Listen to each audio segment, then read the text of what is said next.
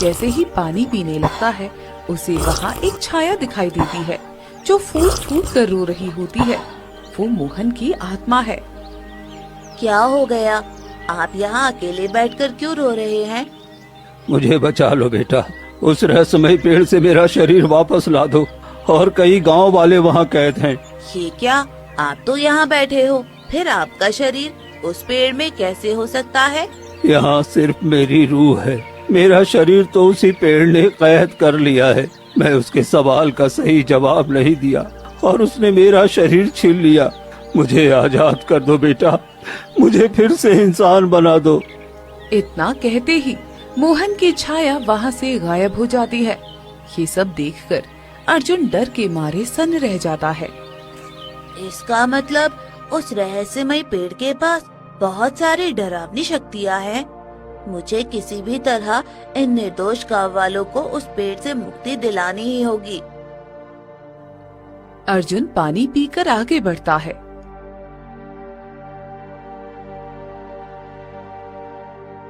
कुछ घंटों के सफर के बाद वो उसी रहस्यमयी पेड़ के पास पहुंच जाता है। वहाँ उसे एक छोटी सी घायल चिड़िया तड़पती हुई दिखती है। अरे, ये बेचारी चिड़िया तो बहुत घायल है, मुझे इसकी मदद करनी चाहिए। अर्जुन उसे उठा लेता है और पास से कुछ औषधि वाले पत्ते तोड़कर उन्हें पीसकर उसके जख्मों पर लगा देता है। थोड़ी ही देर में चिड़िया होश में आ जाती है और चहचहाते हुए उड़ जाती है। चलो, लाख लाख शुक्र है, इस बेचारी की जान बच गई। तभी अर्जुन की नजर उस विशाल रहस्यमयी पेड़ पर जाती है। उस पेड़ के तने से एक अजीब सी डरावनी और तेज रोशनी निकल रही होती है। अर्जुन घने जंगल के बीच उस विशाल और चमकते हुए रहस्यमयी पेड़ के सामने खड़ा हो जाता है। पेड़ से एक अजीब सी रोशनी निकल रही थी। चलो, लगता है कि यही वो रहस्यमय पेड़ है जिसके अंदर गांव वाले कैद हो जाते हैं। ए रहस्यमय पेड़, मेरे सवालों का जवाब दे। मेरे जन्म का रहस्य क्या है? क्या तुम बात कर सकती हो? तुम हर बार सबसे सवाल करती हो, अब की बार तुम मेरे सवाल का जवाब दो। इतनी हिम्मत देखकर रहस्यमयी पेड़ भी अचंभव में पड़ गया। तभी उस पेड़ के भीतर से एक भारी और गूंजती हुई रहस्यमयी आवाज आती है। तुम पहले व्यक्ति हो जो तुम मुझसे सवाल पूछ रहे हो। मैं एक रहस्यमयी पेड़ हूँ, लेकिन तुम यहाँ क्यों आए हो? चले जाओ यहाँ से। नहीं, मैं अपने जन्म का रहस्य जानने आया हूँ और मैं अपनी माँ का भी पता लगाना चाहता हूँ। क्या तुम ही मेरी माँ हो? क्यों नहीं, मैं तुम्हारे जन्म का रहस्य सुलझा सकती हूँ, लेकिन तुम मेरे बेटे हो, ये मैं कैसे मानूं? मेरी माँ जिसने मुझे पाला पोसा था, उसने मरते वक्त कहा था कि मैं इसी रहस्यमय पेड़ का बेटा हूँ और इस पेड़ में कई सारे आदमी भी कैद हैं, तो मुझे उन सबको भी रिहा करना है और अपनी माँ का रहस्य भी जानना है। ठीक है, मैं तुम्हें अपना बेटा मान लूंगी, लेकिन इसके लिए तुम्हें मेरे 3 प्रश्नों का सही जवाब देना होगा। अगर तुम मेरे 3 प्रश्नों का सही जवाब दोगे तो मैं मान लूंगी कि तुम मेरे बेटे हो और तुम्हें ढेर सारे सोने, चांदी, हीरा और जवाहरात मिलेंगे। और अगर मैं सही जवाब नहीं दे पाया तो?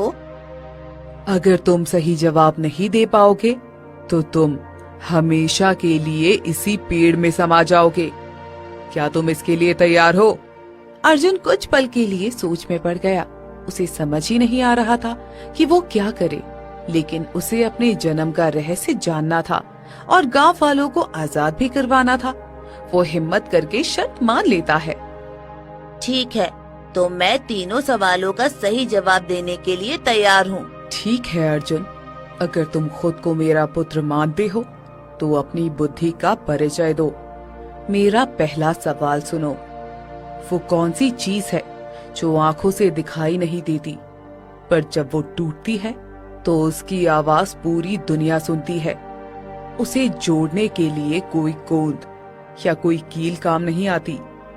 अर्जुन कुछ पल सोचकर बोला, इसका जवाब बहुत सरल है। वो चीज है विश्वास। जब किसी का विश्वास टूटता है तो उसकी गूंज दिल की गहराइयों तक जाती है।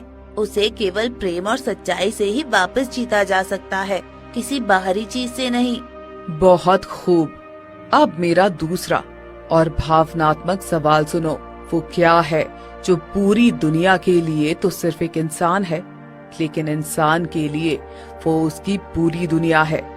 ये प्रश्न सुनकर अर्जुन की आंखों से आंसू आने लगे।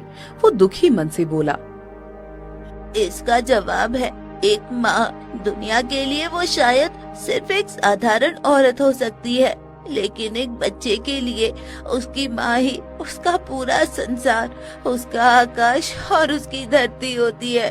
अद्भुत! तुम्हारे जवाबों ने मेरे हृदय को छू लिया है। तुम्हारी बुद्धि और ममता के प्रति तुम्हारा प्रेम सच्चा है। अब बारी आती है तीसरे और सबसे कठिन कार्य की। अब तीसरे सवाल के लिए तुम्हें पास की उस मायावी गुफा से नेकी का फूल लेकर आना होगा। ठीक है, मैं नेकी का फूल लाने के लिए तैयार हूँ। अर्जुन वहाँ से निकल पड़ता है